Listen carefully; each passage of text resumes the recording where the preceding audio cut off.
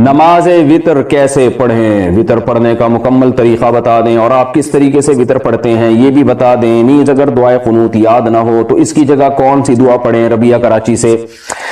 وطر کے بارے میں بہت ساری احادیث ہیں جن میں مختلف طریقے وطر کے بیان کیے گئے ہیں۔ بعض علماء کا موقف یہ ہے کہ ہر طریقے سے وطر ادا ہو سکتی ہے، 3 رکعت بھی، 1 رکعت بھی، 1 سلام کے ساتھ بھی، 2 سلام کے ساتھ بھی۔ اور بعض علماء نے ان تمام احادیث میں تطبیق دی ہے کہ یہ اپنے ظاہر پر نہیں ہے کہ، اور انہوں نے کہا کہ اصل تو وہ طریقہ ہے جو حضرت عائشہ رضی اللہ تعالی عنہا نے بتایا، صحیح حدیث ہے کہ کان نبی صلی اللہ علیہ وسلم یوتر بثلاث، نبی صلی اللہ علیہ وسلم 3 وطر پڑھتے تھے، لا یسلم الا فی آخرہن، اور صرف آخر میں سلام پھیرتے تھے، اور پہلی رکعت میں کوئی سبح اسم ربک الاعلی، دوسری میں قل یا ایھا الکافرون، تیسری میں قل هو اللہ احد پڑھتے تھے۔ تو فقہائے حنفیہ نے اس حدیث کو اصل بنایا ہے اور باقی احادیث میں تعویل کی ہیں، وہ اپنے ظاہر کے خلاف ہیں۔ وہ تعویلات کیا کی ہیں، ایک بہت طویل موضوع ہے، اس پر علماء بہت کچھ کہہ چکے ہیں، تو وہ میں کبھی موقع ملا تو انشاءاللہ میں اس کو ڈیٹیل میں ریکارڈ کرواؤں گا۔ جیسے حدیث میں آتا ہے کہ اوتر بواحدۃ، 1 رکعت وطر پڑھو، تو اس کا مطلب جو 1 رکعت وطر پڑھو یہ تو اردو میں ترجمہ ہے نا، اس کا مفہوم بہت سے فقہا کے نزدیک یہ ہے کہ اوتر بواحدۃ، 2 رکعت کو 1 رکعت کے ذریعے طاق بنا دو۔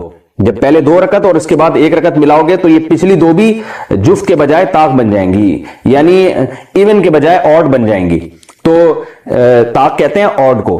تو یعنی بہت ساری روایتوں میں اس طرح سے تطبیق دی گئی ہے۔ اس کے کیا دلائل ہے، ایک بہت طویل موضوع ہے، تو میں چونکہ فقہ حنفی کو فالو کرتا ہوں، باقی فقہ کو بھی درست سمجھتا ہوں میں کہ فالو تو ایک ہی کو کرنا چاہیے۔ ایک کشتی کا سوار ہو آدمی جو ہے نا، وہ تھالی کا بینگن نہ بنے، کبھی ادھر لڑک رہا ہے کبھی ادھر لڑک رہا ہے، سب کو صحیح سمجھے۔ سارے اہل سنت والجماعت کے مکاتب فقہ ہیں، حنفیہ، مالکیہ، شافعیہ، حنابلہ، فالو ایک کو کرنا چاہیے۔ تو میں اسی طریقے سے پڑھتا ہوں جیسے جو احناف کا قول ہے، پہلی رکعت، پھر دوسری رکعت، پھر اس کے بعد اتحیات، پھر اتحیات کے بعد کھڑے ہو گئے، پھر اس کے بعد جناب کوئی بھی سورت پڑھی بہتر ہے، سورہ اخلاص پڑھیں جیسے حدیث میں آتا ہے، پھر اس کے بعد اللہ اکبر کہے، رفع الیدین یعنی کانوں تک ہاتھ اٹھایا، اور پھر اس کے بعد دعائے قنوت پڑھی۔ قنوت میں جو مشہور دعا ہے اللہم انا نستعینک ونستغفرک ونؤمن بک ونتوکل علیک، یہ والی بھی ہے، اللہم اہدنا فیمن ہدیت، یہ دعا بھی ثابت ہے، اور اس طریقے سے پوری نماز ادا کرتا ہوں میں۔ اور یہ والا طریقہ جو احناف جس طریقے سے پڑھتے ہیں، اتنی بات خوب سمجھیں، یہ ایسا طریقہ ہے کہ اس طریقے سے وطر پڑھنے پر سب کے نزدیک وطر ادا ہو جائیں گے، اور سب کے نزدیک افضل طریقہ یہی ہے، یہ ذہن میں رکھیں۔ یعنی مالکیہ کے نزدیک بھی اس طریقے سے وطر ہو جائے گا، شافعیہ کے نزدیک بھی ہو جائے گا، امام احمد بن حنبل کے نزدیک بھی ہو جائے گا، اور امام ابو حنیفہ کے نزدیک تو ہو ہی رہا ہے۔ تو چاروں فقہا، امام مالک، امام ابو حنیفہ، امام شافعی، امام احمد بن حنبل، چاروں کا اجماع ہے کہ اس طریقے سے وطر ادا بہرحال ہو جائیں گے۔ باقی طریقوں میں اختلاف ہے، کسی کے ہاں ہو رہا ہے کسی کے ہاں نہیں ہو رہا، تو اس لیے بھی اس میں اچھا اس پر بھی اجماع ہے کہ اس طریقے سے ہو جائے گا، اور اس پر بھی اجماع ہے کہ سب سے بہتر طریقہ یہی ہے وطر پڑھنے کا۔ تو اس لحاظ سے بھی اس کو فوکس کرنا چاہیے اس طریقے کو کہ اس پر سب کے نزدیک وطر ادا ہو جائیں گے، اور یہ طریقہ صحیح حدیث سے ثابت بھی ہے۔ اور دوسری بات یہ کہ اس پر سب کے نزدیک افضل طریقہ یہی ہے وطر پڑھنے کا، تو یہ بے غبار ہے۔ شیر نواز صاحب عراق سے، انہوں نے بہت دنوں سے کئی مسائل پوچھے ہوئے ہیں، تو جمع بھی ہو گئے، میں نے کہا چلو آج ان کے سارے مسائل میں نمٹا دیتا ہوں۔ عراق سے شیر نواز صاحب نے مختلف مسائل پوچھے ہیں، کہتے ہیں کہ یہ وہاں شواف حضرات بہت زیادہ ہیں، تو کچھ مسلکی اختلاف کی وجہ سے ان کو کچھ پرابلمز ہیں۔ کہتے ہیں کہ مجھے نہیں پتا کہ وطر پڑھنے کے بارے میں کیا حکم ہے، مہربانی فرما کے بتا دیجئے، کیونکہ شافعی مسلک میں زیادہ تر لوگ عشاء کے وقت سنتوں کے بعد مسجد سے نکلتے ہوئے میں نے دیکھا ان لوگوں کو، مجھے نہیں لگتا کہ وہ سارے تہجد کے وقت میں پڑھتے ہوں گے۔ تو دیکھیں یہ وطر جو ہے یہ واجب ہے، اور امام شافعی کے ہاں بھی واجب کے قریب ہے، سنت موقدہ جو واجب کے قریب، اور امام احمد بن حنبل سے تو یہاں تک مروی ہے کہ جو وطر نہیں پڑھتا اس کی گواہی بھی قبول نہیں ہے۔ وجہ اس کی ہے کہ رسول اللہ صلی اللہ علیہ وسلم نے فرمایا ان اللہ زادکم صلاۃ الا وہی الوتر، اللہ نے ایک اور نماز کا اضافہ کر دیا اور وہ وطر ہے۔ صحیح حدیث ہے، یہ ناصر البانی رحمہ اللہ نے اس کو صحیح قرار دیا ہے۔ یہ میں ان کا البانی رحمہ اللہ کا حوالہ اس لیے دے رہا ہوں کہ ہمارے اہل حدیث حضرات ان کو زیادہ مانتے ہیں۔ تو اور بھی بہت ساری روایات ہیں، نبی صلی اللہ علیہ وسلم سے وطر کی قضا بھی ثابت ہے۔ تو وطر کا حکم عام سنتوں کی طرح نہیں ہے، البتہ یہ ضرور ہے کہ ایسے فرض بھی نہیں ہے جیسے 5 نمازیں فرض ہیں، لیکن بہرحال ایسا بھی نہیں ہے کہ عام مستحبات کی طرح اس کو مستحب قرار دیا جائے کہ جس کا دل چاہے پڑھے جس کا دل چاہے چھوڑ دے۔ آپ صلی اللہ علیہ وسلم نے فرمایا کہ صلاۃ اللیل مثنا وثنا مثنا مثنا وَإِذَا خِفْتَ الصُّبْحَ فاوتر بواحدۃ، کہ جب تمہیں خطرہ ہو کہ صبح ہونے والی ہے تو ایک رکعت وطر پڑھو۔ وطر پڑھنے کا مطلب یہ کہ اوتر کا مطلب جفت، جو 2 رکعتیں تھی ایک کے ذریعے ان کو جو جفت نماز تھی اس کو وطر بنا دو، یعنی طاق بنا دو اس کو۔ باقی یہ ایک اختلافی مسئلہ ہے کہ 1 رکعت وطر پڑھنی چاہیے، 3 رکعت وطر پڑھنی چاہیے، یہ ابھی اس کا موقع نہیں ہے۔ آپ نے تو صرف یہ پوچھا ہے کہ لازم ہے یا نہیں، تو لازم ہے، اور امام شافعی رحمہ اللہ تعالیٰ بھی اس کے سنت مؤکدہ ہونے کے قائل ہیں، لیکن ایسی سنت مؤکدہ جس کو چھوڑنے کی بہرحال اجازت نہیں ہے۔ تو اب عراق میں اگر شافعی لوگ اس طرح کر رہے ہیں تو یہ ان کا اپنا عمل ہے، تو آپ ایسا نہ کریں، آپ وطر لازمی پڑھیں۔ باقی یہ کہہ رہے ہیں کہ فجر کی دوسری رکعت میں یہ لوگ دعائے قنوت پڑھتے ہیں رکوع سے اٹھنے کے بعد۔ امام شافعی رحمہ اللہ کے نزدیک فجر کی دوسری رکعت میں جب آپ رکوع سے اٹھیں گے قوما کے لیے تو اس میں قنوت پڑھنا واجب ہے۔ یہ امام شافعی کا موقف ہے، تمام شوافع حضرات کو ہم نے بھی دیکھا اس طرح کرتے ہیں۔ باقی تینوں ائمہ کے نزدیک یہ لازم نہیں ہے۔ تو آپ جب ان کے پیچھے نماز پڑھیں تو وہ قنوت پڑھیں، آپ خاموش رہیں، بلکہ اس میں دعا میں شرکت میں بھی کوئی نقصان نہیں ہے۔ شافعی لوگ زور سے آمین کہتے ہیں، آپ امام کی دعا پہ آہستہ آمین کہہ لیں، تو اس وقت اگر کوئی دعا پڑھ لی جائے تو اس سے نماز فاسد بہرحال نہیں ہوگی۔ تو آپ جماعت سے نماز ہی پڑھیں، اکیلے نہ پڑھیں۔ جب اپنی نماز پڑھیں آپ کسی وجہ سے جماعت رہ جائے تو پھر اس میں قنوت نہ پڑھیں، لیکن جب ان کے پیچھے نماز پڑھیں تو آپ خاموش کھڑے رہیں۔ نسیم اکرم، اگر حنفی نے وطر 1 رکعت اور 3 رکعتیں پڑھ لی تو کیا وطر دہرانے ہوں گے؟ جی ہاں، ہمارے نزدیک 1 رکعت وطر جائز نہیں ہے۔ نبی صلی اللہ علیہ وسلم کی جو حدیث میں کئی بار بیان ریکارڈ کروا چکا ہوں کہ یہ جو حدیث میں آتا ہے نا یوتر بواحدۃ، 1 رکعت وطر پڑھتے تھے، تو اس کا مطلب وطر پڑھتے نہیں تھے، 2 رکعت کو 1 رکعت کے ذریعے طاق بناتے تھے۔ یوترو کا معنی ایتار، ایتار کا معنی جفت کو طاق بنانا۔ فرض نمازوں کے بعد اجتماعی دعا کا ثبوت کیا ہے؟ کوئی ثبوت نہیں ہے فرض نمازوں کے بعد اجتماعی دعا کا۔ صلاۃ التسبیح کا کیا ثبوت ہے؟ دیکھیں، صلاۃ التسبیح کے بارے میں متعدد روایات ہیں، متعدد بولے تو یعنی کافی ساری روایات ہیں، لیکن کوئی ایک حدیث بھی انڈیویجولی جب ہم دیکھتے ہیں تو کوئی صحیح حدیث نہیں ہے۔ لیکن خود محدثین کا ایک اصول ہے کہ جب حسن حدیثیں ضعیف حدیثیں اگر ان کی سندیں زیادہ ہوں تو وہ درجہ حسن کو پہنچ جاتی ہیں، یعنی وہ روایت قابل قبول بن جاتی ہے۔ عام اصول یہی ہے اور سب نے اس کو اصول کو مانا ہے۔ تو اب اس اصول کی بیس پہ، کیونکہ صلاۃ التسبیح کی بہت ساری حدیثیں ہیں، تو ان حدیثوں کی بیس پہ اکثر علماء، جمہور علماء اس طرف گئے ہیں کہ صلاۃ التسبیح بھی سنت عبادت ہے، حسن درجے کی ہے۔ ناصر البانی رحمہ اللہ جو سلفیوں میں ایک عالم گزرے ہیں، انہوں نے صلاۃ التسبیح کو اس بیس پہ سنت قرار دیا کہ عبداللہ ابن مبارک اس کے قائل تھے، تو گویا کہ تقلید کی عبداللہ ابن مبارک کی انہوں نے کہ اتنے بڑے محدث قائل کیسے ہو سکتے ہیں۔ لیکن یہاں پر یعنی جمہور علماء اسی کے قائل ہیں کہ یہ سنت ہے، اور احناف کی یعنی جو ہماری کتابیں ہیں اس میں بھی شوافع کی کتابیں اور احناف کی کتابیں اور جو فتوے کی کتابیں ان میں بھی یہی لکھا ہوا ہے۔ البتہ امام ابو حنیفہ سے اس بارے میں کچھ منقول نہیں ہے، نہ صاحبین سے کچھ منقول ہے۔ لیکن یہاں پر ایک چھوٹی سی ایک اصولی بات یہ ہے کہ یہ اصول تو ٹھیک ہے کہ جب بہت ساری حدیثیں ضعیف مل جائیں تو درجہ حسن تک پہنچ جاتی ہیں اور وہ قابل قبول بن جاتی ہیں، لیکن یہاں خود ایک اور فقہ کا ایک اصول ہے جو اس سے ٹکرا رہا ہے۔ وہ اصول یہ ہے کہ متواتر اور مشہور روایات سے جب کوئی بات ثابت ہوتی ہے تو احناف کا اصول یہ ہے کہ اگر ایک صحیح حدیث بھی اس کے خلاف ہو اور وہ حدیث صحیح ہو تو اس صحیح حدیث کو بھی احناف رد کر دیتے ہیں کہ بھئی جو مشہور روایات سے یا قرآن سے جو بات ثابت ہے یا متواتر روایات سے جو بات ثابت ہے تو خبر واحد سے اس میں تبدیلی نہیں ہو سکتی۔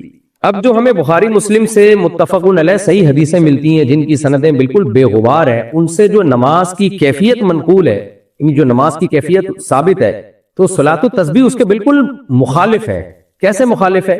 کہ اگر آپ تلاوت کے بعد یعنی قیام میں جب آپ سورہ فاتحہ پڑھتے ہیں، تلاوت کرتے ہیں، اس تلاوت کے بعد رکوع میں آپ اگر تاخیر کرتے ہیں تو صحیح احادیث سے تو ہمیں یہی پتہ چلتا ہے کہ یہ تاخیر جائز نہیں ہے، نبی نے ہمیشہ تلاوت کے بعد رکوع کیا ہے۔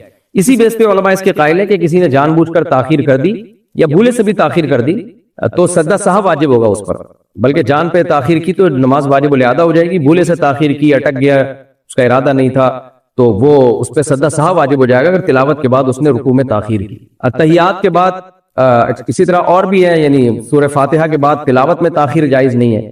تو صلاۃ التسبیح میں ہوتا ہی ہے کہ تلاوت کے بعد بھی آپ تسبیحات پڑھنا شروع کر دیتے ہیں، رکوع میں تاخیر ہو رہی ہے، تو یہ جو کیفیت ہے یہ ان متواتر حدیثیں اور جو کثرت سے صحیح حدیثیں ہیں ان حدیثوں سے جو اصول ثابت ہوتا ہے اس کے بہرحال یہ خلاف ہے، اس لیے بعض علماء صلاۃ التسبیح کے قائل نہیں بھی ہیں۔ تو ہمارے شیخ حضرت مفتی رشید احمد صاحب رحمہ اللہ تعالیٰ کی بھی یہی رائے تھی کہ صلاۃ التسبیح پر ان کو اطمینان نہیں تھا۔ وہ یہ کہتے تھے کہ بھئی یہ تو مشہور روایات کے بالکل اگینسٹ ہے. اور علامہ ابن تیمیہ رحمہ اللہ تعالیٰ بھی اسی کے قائل ہیں. ان کے الفاظ یہ ہیں لم یثبت مثلہ بمثلہ، کہ اس جیسی نماز جو عام نمازوں کے بالکل خلاف ہے اس کی کیفیت، وہ اس جیسی کمزور روایات سے اس کا ثبوت نہیں ہو سکتا. بہرحال اختلافی مسئلہ ہے. جمہور کی رائے یہی ہے کہ صلاۃ التسبیح سنت ہے. بعض محققین اس کے قائل ہیں کہ سنت نہیں ہے. تو مجھے تو جو میرا چھوٹا منہ بڑی بات، میں کوئی محقق یا صاحب ترجیح میں سے نہیں ہوں، لیکن حقیقت یہ ہے کہ پورے طور پر اطمینان نہیں ہوتا. لیکن بہرحال میں عوام کو وہی رائے بتاتا ہوں جو جمہور کی رائے ہے. اور جب اتنا بڑا اختلاف ہو اور جمہور ایک طرف ہو تو اس عمل کو بہرحال بدعت نہیں کہا جا سکتا. تو اس لیے عوام کو میں عوام پہ چھوڑ دیتا ہوں. آپ کو جن علماء کی رائے پر زیادہ اعتماد ہو اس پر عمل کریں. تو اگر آپ کو اطمینان اسی پہ جمہور علماء کی رائے پر کہ پڑھنی چاہیے تو پڑھیں. اللہ تعالیٰ سے پوری امید ہے، کیونکہ اس میں بہرحال ذکر ہی کر رہے ہیں، کوئی ایسے خلاف شرع کام تو نہیں کر رہے ہیں نا، اللہ کا ذکر ہی کثرت سے کیا جا رہا ہے. تو بہرحال دونوں رائے ہیں. میرا مقصد تھا صرف دونوں رائے سامنے آ جائیں کہ بعض محققین اس کے قائل ہیں کہ صلاۃ التسبیح کے بارے میں جو روایات ہیں اتنی جاندار نہیں ہے کہ اس سے ایک ایسی نماز ثابت کی جا سکے جو عام نمازوں کے بالکل خلاف اس کی کیفیات ہیں، بلکہ عام نمازوں کو دیکھا جائے تو اس سے گویا سجدہ سہو لازم آ رہا ہے. تو یہ ہے کہ اب آپ خود فیصلہ کریں. جو پڑھ رہا ہے وہ بھی ٹھیک ہے، اگر کوئی اس کو صحیح نہیں سمجھتا تو وہ بھی ٹھیک ہے. اختلاف کا ظرف بہرحال پیدا کرنے کی بہت شدید ضرورت ہے. اگر کسی مسئلے میں کسی عالم کا اختلاف ہو تو اس کو اعتدال کے ساتھ بیان کر دیا جائے اور سب علماء کا احترام دل میں رکھا جائے، کسی کو برا بلا نہ کہا جائے. اور جس عالم کی رائے پر آپ کو زیادہ اعتماد ہو آپ اس کی رائے پر عمل کریں. میں نے پہلے بتا دیا بدعت نہیں کہا جا سکتا اس کو، کیونکہ جمہور علماء بہرحال اس کے قائل ہیں. فوریکس ٹریڈنگ کا کیا حکم ہے؟ فوریکس ٹریڈنگ جائز نہیں ہے، کیونکہ کرنسی یا گولڈ پر آپ قبضہ کیے بغیر آگے بیچ نہیں سکتے. یہاں کچھ بھی نہیں ہوتا، بس فرضی خرید و فروخت چل رہی ہوتی ہے. جھینگے حلال ہیں یا حرام؟ حرام سے کم بھی کوئی درجہ ہوتا ہے. ایک دم ڈائریکٹ کسی چیز کو حرام نہیں بنا دینا چاہیے. دیکھیں جھینگے کے بارے میں کئی بار کلپ ریکارڈ کروا چکا ہوں، پوچھا ہے تو دوبارہ بتا دیتا ہوں. نبی صلی اللہ علیہ وسلم نے فرمایا الحلال بین والحرام بین. حلال بھی واضح ہے، حرام بھی واضح ہے، لیکن کچھ چیزیں آپ صلی اللہ علیہ وسلم نے فرمایا درمیان میں مشتبہ ہیں. تو جو مشتبہات سے بچتا ہے تو وہ اپنے دین کو بچا لیتا ہے. اب ہمیں کیا کیا چیزیں حلال ہیں نبی نے واضح طور پہ بتا دیا. بکرا ہے، گائے ہے اور وغیرہ وغیرہ، مرغی، بطخ، یہ سب چیزیں جو پرندے ہیں جو چونچ سے کھاتے ہیں، درندے نہیں ہوتے، وہ شکار نہیں کرتے، وہ سارے پرندے حلال ہیں.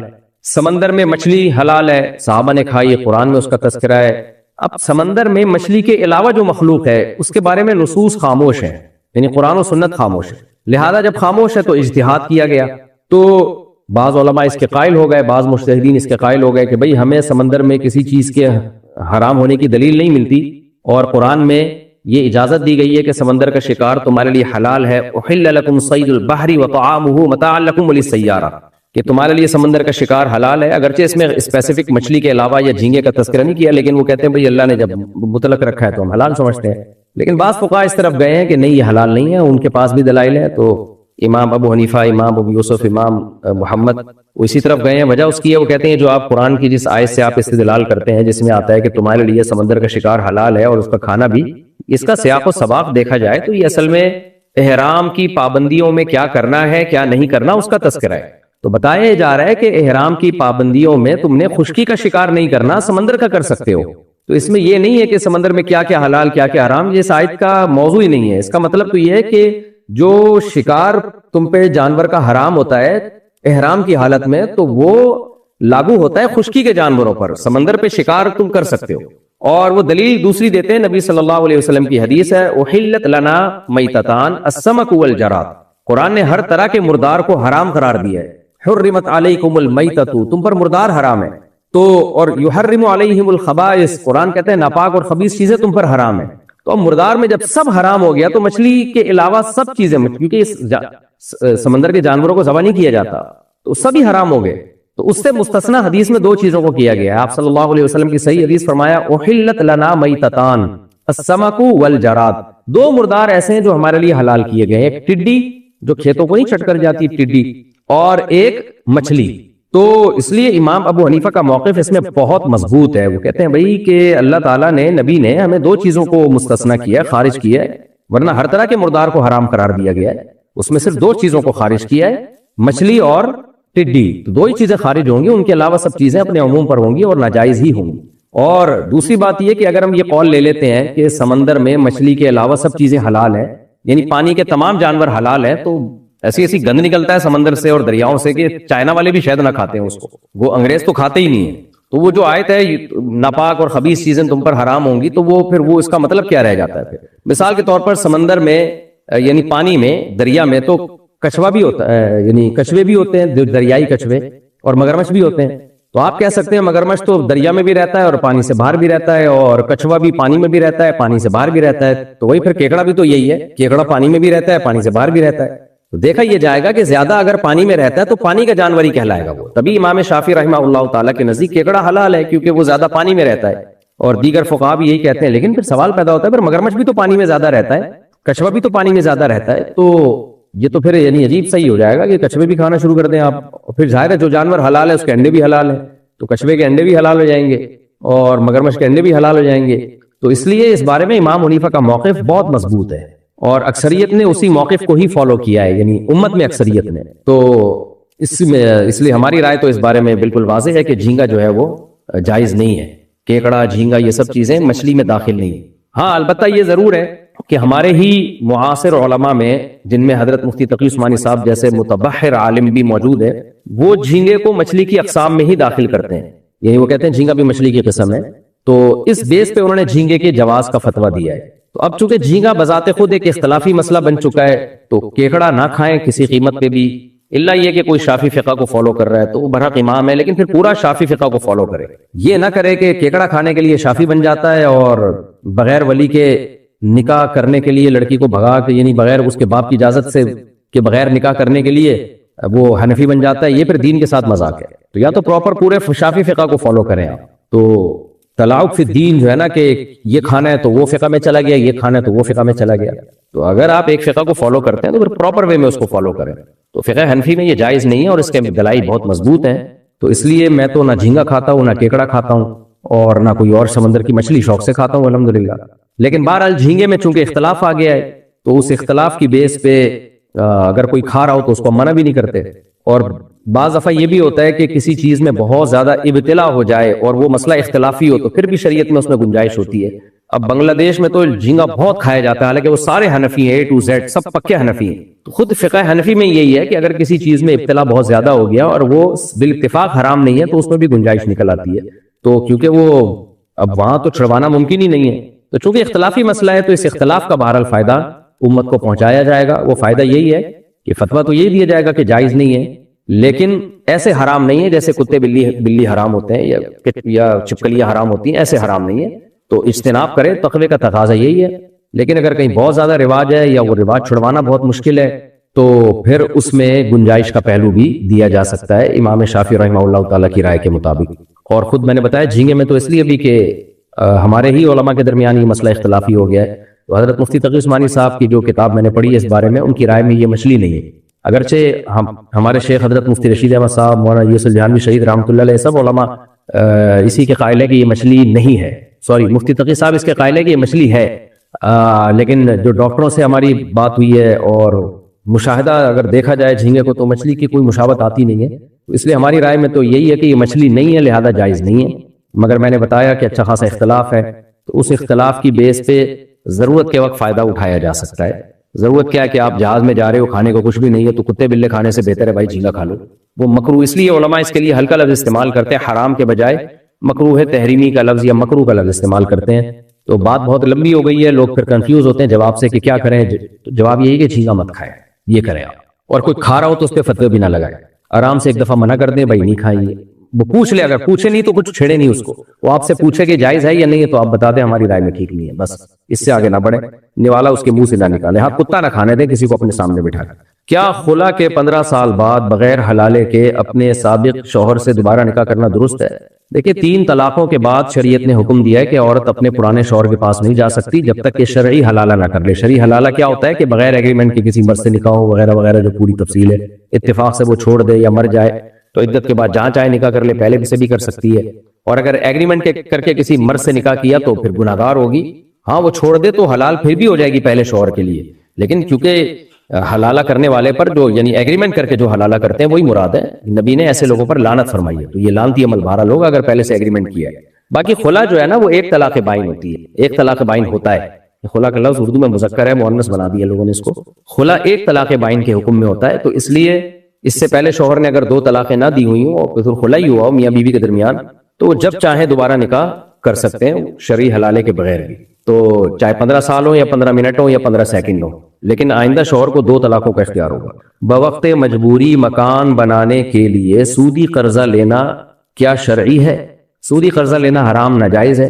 البتہ شدید مجبوری میں سودی قرضہ لیا جا سکتا ہے. وہ شدید مجبوری کیا ہے وہ میں بتاتا ہوں کہ آپ کے پاس کرائے کے لیے بھی گھر نہیں ہے، رہنے کے لیے کوئی آپ کو گھر میں رکھنے کے لیے بھی تیار نہیں ہے، اب آپ روڈ پہ آ جاؤ گے، اور کوئی حلال قرضہ دینے کے لیے بھی تیار نہیں ہے، تو ایسی مجبوری میں سودی لون لیا جا سکتا ہے. اس لیے کہ اب روڈ پہ تو نہیں پڑے گا نا انسان، گھر تو ضرورت ہے، چاہے کرائے کا گھر ہی کیوں نہ ہو، لیکن کرائے کا بھی نہیں مل رہا، تو پھر ایسی شدید مجبوری میں مورگیج پہ یا سودی قرضے پہ گھر لیا جا سکتا ہے. تو اس حد تک کوئی اگر پہنچ چکا ہو، لیکن عام طور پر ایسی نوعیت ہوتی نہیں ہے، کرائے پہ لوگ رہ سکتے ہیں، تو ایسی اور یا قرضہ کسی کی طرف سے بغیر سود کے بھی مل سکتا ہے، تو پھر سودی قرضہ لینے کی اجازت نہیں ہے.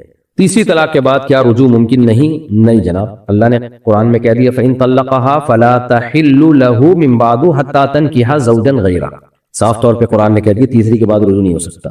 نس بندی کروانے کا کیا حکم ہے؟ نس بندی کا مطلب یہ ہوتا ہے کہ مرد جو ہے نا کوئی آپریشن کروا لے جس کے نتیجے میں اس میں اسپم بننا ہی ختم ہو جائیں، یعنی اولاد کے جرثومے بننا ہی ختم ہو جائیں، تو تاکہ وہ آئندہ کبھی بھی اولاد ہی نہ پیدا کر سکے. یہ عمل حرام، یہ عمل حرام ہے، گناہ کبیرہ ہے. دیکھیں میاں بیوی وقتی طور پر اولاد روکنے کی کوئی بھی تدبیر اختیار کر سکتے ہیں، اس میں کوئی گناہ نہیں ہے، جیسے جو آج کل جو بھی تدبیریں اختیار ہو رہی ہیں، لیکن یہ وقتی اور عارضی ہو.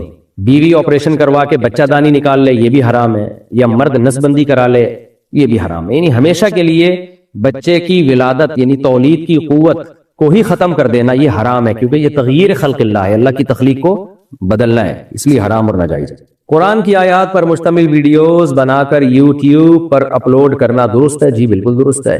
ناپاکی میں اذان دینا جائز ہے، اگر بغیر وضو اذان دی تو ہو جائے گی، کوئی حرج نہیں ہے، لیکن بہتر یہی ہے، سنت یہی ہے کہ افضل یہی ہے کہ وضو کر کے دیں. لیکن حالت جنابت میں اگر کسی نے اذان دی تو گناہ کی بات ہے، مکروہ تحریمی ہے، لیکن اذان بہرحال ہو جائے گی، لیکن گناہ ملے گا اس کو. قادیانیوں کے ساتھ کھانا پکانا یا کھیلنا جائز ہے؟ یعنی قادیانیوں سے بالکل فری ہونے کی اجازت نہیں ہے. قادیانیوں میں اور دوسرے غیر مسلموں میں فرق یہ ہے کہ دوسرے غیر مسلم اپنے باطل دین کو اسلام نہیں کہتے، اسلام کا لبادہ نہیں اوڑھتے. قادیانی کیا کرتے ہیں؟ اتنا بڑا جرم کیا، ایک جھوٹے نبی کو سید الانبیاء صلی اللہ علیہ وسلم کے طرف منسوب کر دیا کہ آپ کا ذلی نبی ہے، معاذ اللہ. کذاب اور دجال کو کہہ دیا کہ نبی کا ذلی نبی ہے، اور پھر اپنے آپ کو مسلمان بھی کہتے ہیں. آج قادیانی اپنی نسبت اسلام سے ختم کر دیں، بولے ہم مسلمان نہیں ہیں، تو ہم ان کو بھی وہی حقوق دے دیں گے جو دوسرے غیر مسلموں کو دیے، لیکن یہ اپنے آپ کو چونکہ مسلم کہتے ہیں تو یہ جرم بہت بڑا جرم ہے کہ آپ ایک جھوٹے نبی پہ ایمان رکھتے ہو اور اپنے آپ کو منسوب کرتے ہو سید الانبیاء کی طرف.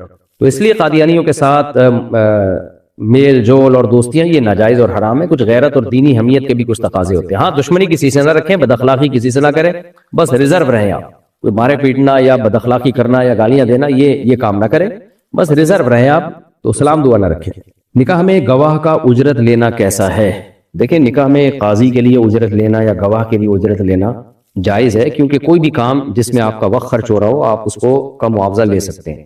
البتہ جو کام آپ پر فرض ہو جاتا ہے یعنی آپ کے ذمہ لازم ہو جاتا ہے تو اس پہ آپ اجرت پھر نہیں لے سکتے. مثال کے طور پر اگر کوئی نکاح پڑھانے والا ہے ہی نہیں اور ایک کو بندے کو نکاح پڑھوانا ہے اور کوئی بندہ پڑھانے والا کوئی ہے ہی نہیں، اس کو خود بھی نہیں آتا نکاح کیسے پڑھا جاتا ہے، تو پھر جو علاقے کا عالم ہوگا اس پر فرض ہو جاتا ہے کہ وہ اس کا نکاح پڑھائے، پھر اس کے لیے پھر اجرت لینا جائز نہیں ہوگا. اسی طرح کسی کو اپنا نکاح پڑھوانا ہے، اس کو گواہ مل ہی نہیں رہے کہیں، 2 مسلمان نظر آئے اس کو کہ بھائی تم میرے نکاح پہ گواہ بن جاؤ، کیونکہ گواہ میں کوئی گاؤں میں ہے کہیں کوئی مجبوری ہو گئی، تو پھر تو وہ اجرت نہیں لے سکتے، اس لیے کہ ان پر تو پھر فرض ہے کسی مسلمان کے ساتھ تعاون کریں. لیکن اگر گواہ دنیا میں بہت ہیں تو اسپیسیفک مجھے یہی 2 گواہ چاہیے تو پھر وہ 2 گواہ شرط لگا سکتے ہیں، ٹھیک ہے بھائی ہم آپ کے نکاح پہ گواہ جب بنیں گے جب آپ ہمیں پیسے دو گے، کیونکہ ہمارا ٹائم خرچ ہوگا. باقی یہ کہ یہ فری پھوکٹ میں ہی ہونا چاہیے. گواہ میں گواہ کا کیا جا رہا ہے، وہاں اتنے لوگ بیٹھے ہوئے ہوتے ہیں، کسی کو بھی گواہ بنا دیں. اگر شوہر بے اولاد ہو تو فسخ نکاح درست ہے؟ دیکھیں اگر بے اولاد ہو تو فسخ نکاح درست نہیں ہے، البتہ شادی کے بعد پتہ چلا کہ شوہر میں اولاد پیدا کرنے کی صلاحیت ہی نہیں ہے، اس میں اولاد کے جرثومے ہی نہیں ہے اس کے اسپم میں، یا یہ کہ اور علاج بھی نہیں ہو سکتا اس کا، یعنی اب عورت کو پتہ چلا کہ جس بندے سے میری شادی ہوئی ہے اب ناممکن ہے کہ اس کے اولاد ہو، میڈیکل سے یہ میڈیکل رپورٹ آ گئی، تو پھر عورت کے لیے ایسی صورت میں کورٹ سے تنسیخ نکاح یعنی نکاح ختم کرانے کی شرعاً اجازت ہے. البتہ اگر پہلے سے پتہ ہو عورت کو کہ جس سے میری شادی ہو رہی ہے اس کے اولاد ممکن ہی نہیں ہے، یا شادی کے بعد پتہ چلا لیکن علاج ممکن تھا اس کا، تو یا ویسے ہی قدرت کی طرف سے اولاد ہی نہیں ہو رہی شوہر کے، تو پھر تنسیخ نکاح نہیں ہو سکتا۔ نئی دلہن کو گھر لا کر اس کے پاؤں دھونا اور اس پانی کو گھر کے اطراف میں چھڑکنا کیا جائز ہے؟ جائز نہیں ہے بھائی، یہ سب توہم پرستی میں آتا ہے اور اسلام آپ کو توہم پرستی سے روکتا ہے۔ حالت جنابت میں روزہ رکھنا اور دیر سے غسل کرنا کیسا ہے؟ جائز ہے، کوئی حرج نہیں ہے، غسل نماز کے لیے فرض ہے، نماز سے پہلے لازم غسل کرے۔ کپڑوں پر پیشاب کا قطرہ لگے تو کیا حکم ہے؟ اس کو دھو لینا چاہیے، البتہ اتنی بات ضرور ہے اگر ایک دو قطرے لگ گئے اور پھیلا نہیں ہے تو دھونا تو چاہیے اس کو، لیکن اگر کسی نے نہیں بھی دھویا تو تھوڑی سی نجاست ہو تو نماز ادا ہو جاتی ہے۔ ہاں، نجاست ہتھیلی کی گہرائی کے برابر پھیل جائے تو پھر نماز نہیں ہوتی، تو ایک دو قطرے اگر کپڑوں پہ لگے ہیں تو دھو لینا بہتر ہی ہے، لیکن کوئی نہیں بھی دھوئے گا تو نماز ادا ہو جائے گی۔ حاملہ عورت کا روزہ نہ رکھنے کا کیا حکم ہے؟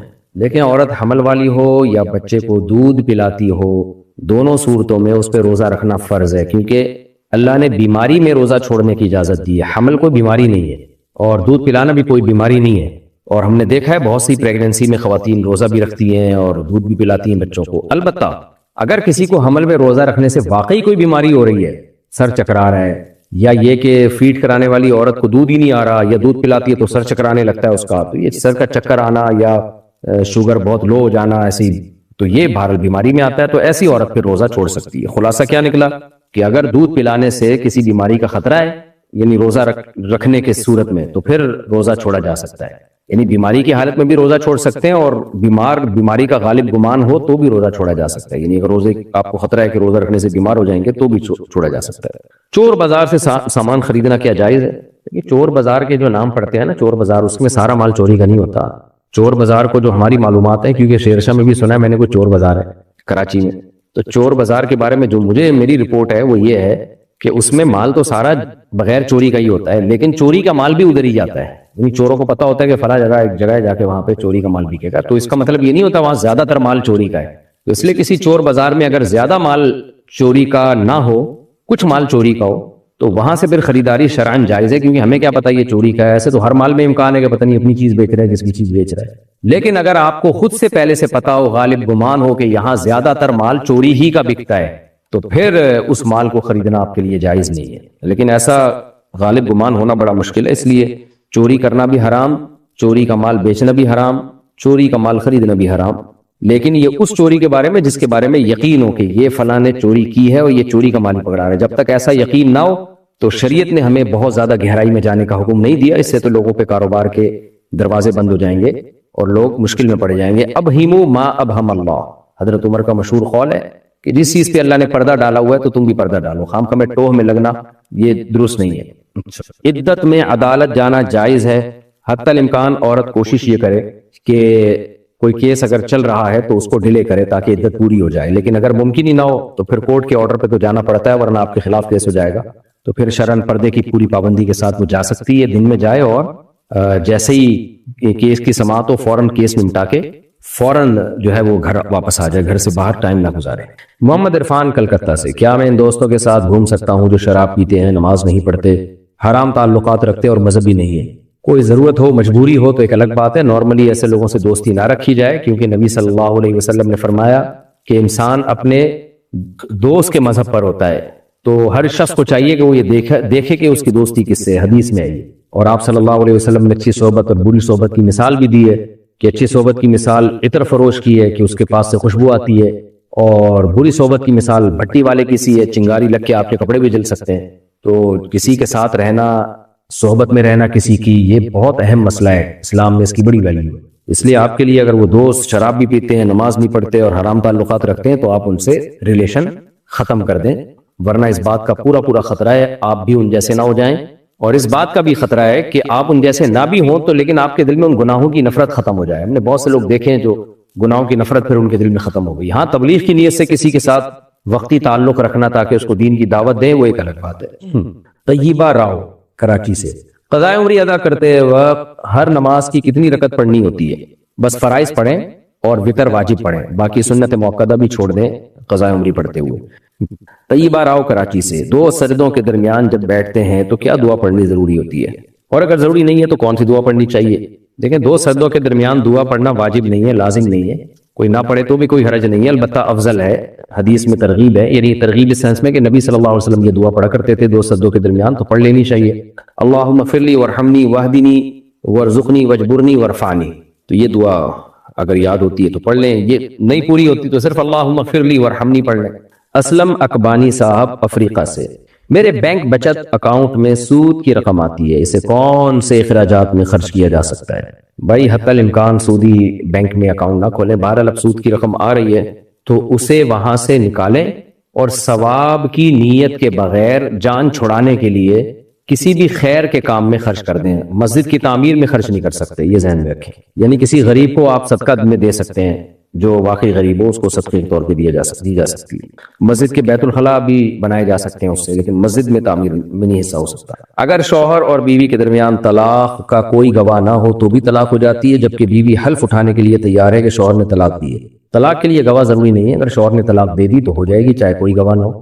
اب بعض دفعہ ایسا ہوتا ہے شوہر طلاق دے کے مکر جاتا ہے، بیوی کو پتہ ہوتا ہے، تو اگر بیوی کو 100% 100% یقین ہے کہ میرے شوہر نے مجھے طلاق دی ہے، تو اگر ایک یا دو طلاق دی ہے تو اس سے تو نکاح ختم نہیں ہوتا، 3 طلاقیں دی ہیں تو پھر عورت کے لیے یہی لازم ہے کہ وہ اس سے علیحدگی اختیار کر لے۔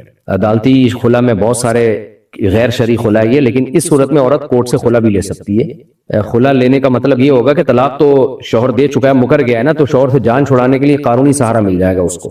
باقی شوہر پر واجب ہے کہ اس نے اگر دی ہے تو وہ اقرار کرے، کیونکہ ورنہ بہت بڑا گناہگار ہوگا۔ ہاں اگر عورت کو پتہ ہے میں جھوٹ بول رہی ہوں تو پھر وہ شوہر سے علیحدگی نہیں اختیار کر سکتی، بلکہ عند اللہ وہ مجرم ہوگی اگر علیحدگی اختیار کرتی۔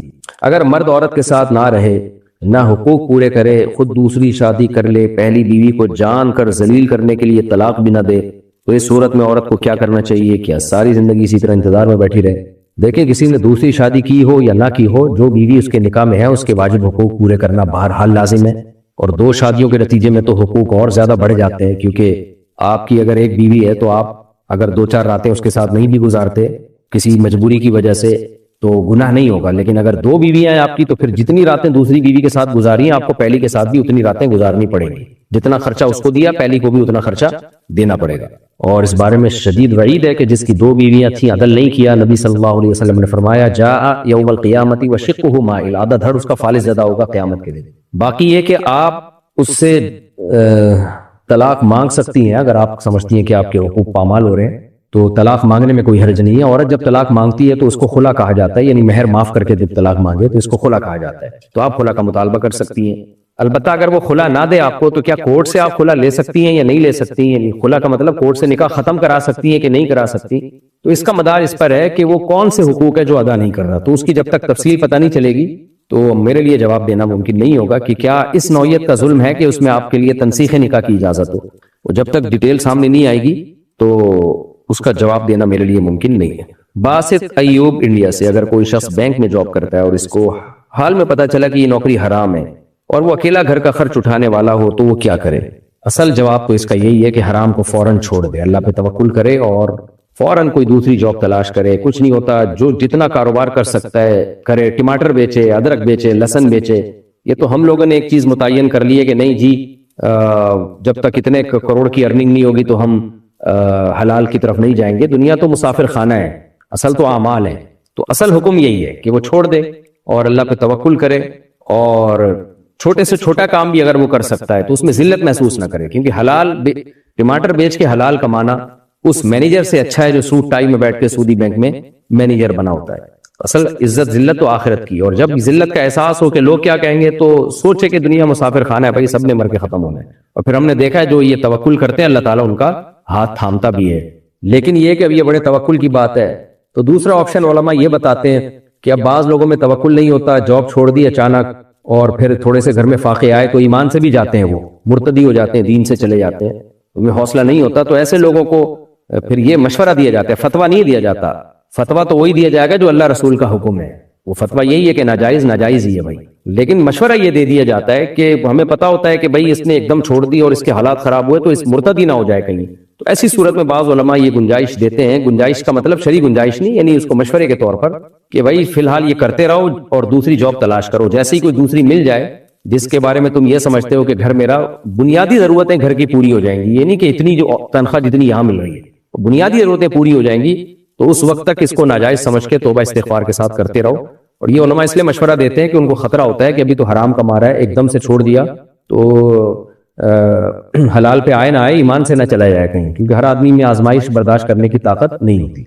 کیا ہم خالہ زاد کی بیٹی سے شادی کر سکتے ہیں؟ کیوں نہیں کر سکتے بھائی. قرآن نے یہ جو چاروں کزن ہیں ان کے رشتے کو تو الگ سے ہائی لائٹ کیا ہے. پھوپھی زاد، خالہ زاد، ماموں زاد اور چچا زاد، ان کو تو قرآن نے الگ سے بیان کیا ہے. تو بالکل جائز ہے، اسلام میں کوئی حرج نہیں ہے. کیا اللہ کو خدا کہنا ٹھیک ہے؟ جی ٹھیک ہے، لیکن اللہ کہنا بہتر ہے. لڑکا لڑکی نے فون پر اللہ اور رسول کو گواہ بنا کر نکاح کر لیا، پھر لڑکے نے بعد میں لڑکی کو 3 طلاقیں بھی دے دی. اب ان کے گھر والے ان کا نکاح کر رہے ہیں تو لڑکی لڑکے سے کہہ رہی ہے کہ ہمارا نکاح نہیں ہو سکتا، رہنمائی فرمائیں. فون پہ نکاح اس طریقے سے ہوا ہی نہیں ہے کہ اللہ رسول کو گواہ بنا کے، اس سے تو نکاح ہی نہیں ہوتا. بلکہ بعض فقہاء نے تو لکھا ہے اس سے انسان کافر ہو جاتا ہے، کیونکہ یہ اس کا عقیدہ ہے کہ رسول بھی موجود ہیں. حالانکہ رسول صلی اللہ علیہ وسلم تو اپنی قبر مبارک میں، تو نبی کے بارے میں یہ عقیدہ کہ وہ ہر جگہ حاضر ناظر ہیں، موجود ہیں، تو یہ عقیدہ تو شرکی عقیدہ ہے. تو اس لیے اس پہ تو ویسے ہی پکڑ ہوگی کہ آپ نے اللہ کو گواہ بنانا تھا، رسول کو کیسے گواہ بنا لیا آپ نے صلی اللہ علیہ وسلم. تو باقی یہ نکاح نہیں ہوا، کیونکہ جہاں نکاح ہو رہا ہو اس مجلس میں 2 گواہ موجود ہونا ضروری ہے. تو نکاح نہیں ہوا، اب نکاح نہیں ہوا تو طلاقیں بھی نہیں ہوئی ہے، اب یہ نکاح کر سکتے ہیں. میرے شوہر نے پہلی بیوی اور گھر والوں کے پریشر میں مجھے 2 دفعہ طلاق دی، جبکہ ہم جسمانی طور پر ملے نہیں تھے، تو کیا اس طرح دباؤ میں طلاق ہو جاتی ہے؟ دیکھیں، جسمانی طور پر ملے نہیں تھے، لیکن اگر کہیں تنہائی میں جمع ہو گئے تھے کہ ملنا چاہتے تو مل سکتے، تو ایسی تنہائی میں جمع ہونے کو رخصتی کہتے ہیں. اور رخصتی کے بعد جب 2 یا 3 طلاقیں دی جائیں تو وہ تینوں یا دونوں طلاقیں ہو جاتی ہیں. تو اگر آپ اپنے شوہر کے ساتھ کہیں تنہائی میں جمع ہوئی تھیں جہاں شوہر میاں بیوی کا فزیکل ریلیشن ممکن تھا، تو ایسی تنہائی میں اگر آپ جمع ہو گئے تو پھر 2 طلاقیں واقع ہو گئی ہیں. لیکن اگر ایسی تنہائی میں جمع نہیں ہوئے یا تھوڑی دیر کے لیے ہوئے، چند سیکنڈ کے لیے، 1-2 منٹ کے لیے، کہ وہ ممکن ہی نہیں تھا میاں بیوی کے درمیان فزیکل ریلیشن جو، تو پھر وہ رخصتی نہیں ہوئی. تو پھر ایسی صورت میں اگر شوہر نے 2 دفعہ طلاق دی اور طلاق کے الفاظ یہ تھے کہ طلاق ہے، یعنی 2 جملوں میں دی، تو پھر ایک ہی طلاق واقع ہوتی ہے. لیکن اگر یوں طلاق دی کہ تمہیں 2 طلاقیں ہیں، تو پھر بہرحال 2 طلاقیں ہو گئی ہیں. تو یہ پوری تفصیل آپ بتائیں گی کسی مفتی کو تو وہ جواب دے سکے گا. میں اپنے ماموں کے بیٹے کے ساتھ بھینسیں چراتا ہوں، ماشاءاللہ ماشاءاللہ. دن کو ان کے ساتھ ہوتا ہوں، ان کو کہتا ہوں نماز پڑھو، لیکن وہ نہیں پڑھتے، تو کیا میرا ان کے ساتھ گھومنا جائز ہے جبکہ میں نماز پابندی کے ساتھ پڑھتا ہوں؟ ابے سوری یار، چراتا نہیں ہوں، چراتا ہوں. استغفر اللہ استغفر اللہ، یہ میری غلطی ہے بھائی. میں بھی حیران ہو رہا تھا ماموں کے ساتھ کون بھینسیں چراتا ہے. بھینسیں چراتا ہوں، دن کو ان کے ساتھ ہوتا ہوں، ان سے کہتا ہوں نماز، وہ نہیں پڑھتے تو چھوڑ دیں اپنے حال پہ. ماموں کو وہ کون سمجھا سکتا ہے بھائی، بڑوں کو کوئی نہیں سمجھا سکتا. بس 1-2 دفعہ آپ نے بول دیا تو ٹھیک ہے، آپ اپنی پابندی سے نماز پڑھا کریں، اذان دے کے. جہانگیر صاحب کراچی سے، میں اور میرے والد نے پیسے ملا کر پلاٹ خریدا اور گھر بنا لیا، گھر والد کے نام پر تھا. اب تقسیم کے وقت کیا وہ تمام وارثوں پر تقسیم ہوگا یا اس میں سے میری رقم نکالنے کے بعد تقسیم ہوگا؟ دونوں نے اپنے اپنے پیسے ملائے ہیں اور آپ نے بھی ایک معتد بھی رقم ملائی ہے. ایسا نہیں کہ 10-50 روپے یا 2-4 ہزار یا 8-10 ہزار روپے پکڑا دیے. یہ چھوٹی سی رقم تو والد صاحب کے ساتھ تعاون کے طور پر ہوتی ہے. لیکن ایسا ہے کہ والد صاحب نے بھی لاکھوں روپے لگائے، آپ نے بھی لاکھوں روپے لگائے، اور کوئی قرض کا معاہدہ بھی نہیں ہوا تھا کہ یہ قرض ہے، تو پھر یہ شرکت ہی سمجھا جائے گا اور دیکھا جائے گا گھر کی قیمت کیا ہے. تو آپ کی اور والد صاحب کی انویسٹمنٹ کا جو ریشو تھا اسی ریشو سے آپ اس مکان میں شریک ہیں، اور والد صاحب کے انتقال کے بعد اتنے % آپ کو دیا جائے گا. تو یہ اماؤنٹ پر ڈیپینڈ ہے کہ کتنا بڑی بھاری اماؤنٹ تھی یا نہیں تھی. چھوٹی موٹی اماؤنٹ تھی تو یہ تو ابا کے ساتھ تعاون ہے. جب میں استنجا کر کے آتا ہوں تو اس کے بعد پیشاب کا خطرہ نکل جاتا ہے، میری نماز کا کیا ہوگا، کیا ہو جائے گی؟ نہیں جناب، پیشاب کا خطرہ نکل جاتا ہے تو نماز نہیں ہوتی، وضو ٹوٹ جائے گا آپ کا. تو آپ نماز سے آدھا گھنٹہ پہلے پیشاب کر لیا کریں تاکہ جو قطرے وطرے نکلنے ہیں وہ آدھے گھنٹے تک نکل جائیں گے، کیونکہ اتنی دیر تک قطرے کسی کو نہیں آتے. تو پھر جو ہے آپ شلوار میں جہاں غالب گمان ہو کہ یہاں قطرہ لگا ہوگا اس میں بہت وہمی بننے کی ضرورت نہیں، اندازے سے شلوار میں وہ جگہ دھو لیں، آپ استنجا کر لیں اور وضو کر کے نماز پڑھ لیں. جن کو خطروں کی بیماری ہے ان کو یہی کہا جاتا ہے کہ یہ لوگ نماز سے پہلے پیشاب نہ کیا کریں، یعنی فوراً پہلے، بلکہ آدھا گھنٹہ 45 منٹ پہلے فارغ ہو جایا کریں. جب آپ کو پتا ہے کہ بھئی جیسے 1:30 بجے میں نے نماز پڑھنی ہے تو آپ 12:45 بجے یا 1 بجے تک پیشاب سے فارغ ہو جائیں تاکہ نماز کے ٹائم پہ آپ کو پیشاب نہ آئے اور جو خطرہ نکلنا ہے وہ اس دوران نکل جائے. اگر کوئی فرض کی آخری رکعت میں تشہد میں علیکہ کی جگہ علی نہ پڑھ لے تو کیا نماز ہو جائے گی؟ نہیں، تشہد میں پورے جو جس طرح حدیث میں منقول ہے اسی طرح پڑھنا ضروری ہے. تو اگر علی نہ پڑھ لیا اور اس کو کریکٹ بھی نہ کیا، تصحیح بھی نہ کی، تو سجدہ سہو کرنا پڑے گا. سجدہ سہو بھی نہیں کیا تو نماز دوبارہ پڑھے گا. افروز صاحب انڈیا سے، اگر ہم روضہ رسول صلی اللہ علیہ وسلم پر سلام کے ساتھ کوئی اور بات بھی کریں تو کیا وہ بھی حضور صلی اللہ علیہ وسلم سنتے ہیں؟ دیکھیں یہ چیزیں توقیفی ہیں. ہمیں توقیفی کا مطلب ہوتا ہے جتنا ہمیں بتایا گیا بس اس پر اکتفا کرنا ہے، تو ہمیں سلام کا حکم دیا گیا تو بس ہمیں سلام پر اکتفا کرنا چاہیے۔ میں نے کورٹ میرج کی تھی، لڑکی کے گھر والے پولیس میں تھے تو انہوں نے مجھے چھوٹے کیس میں جیل کروا دی، مقصد یہ تھا کہ مجھ سے طلاق لے لیں، جیل میں مارتے بھی تھے اور کام بھی کرواتے تھے، تو میں نے کچھ عرصے بعد طلاق ناموں پر دستخط کر دیا، تو کیا طلاق ہو گئی؟ واپسی کا کیا طریقہ ہے؟ اگر آپ کو یہ خطرہ تھا کہ دستخط نہ کرنے کی صورت میں آپ جیل میں پڑے رہتے اور مزید مارتے آپ کو، تو یہ بھی ایک ایسا دباؤ ہے جو معتدی دباؤ کہلائے گا، قابل ذکر دباؤ کہلائے گا۔ تو ایسے دباؤ میں اگر کوئی شخص طلاق نامے پہ دستخط کر دے، زبان سے طلاق نہ دے، تو پھر طلاق واقع نہیں ہوتی، کیونکہ جیل ایک بہرحال ایک ذہنی اچھی خاصی ذہنی اذیت کا ذریعہ اور سبب ہے۔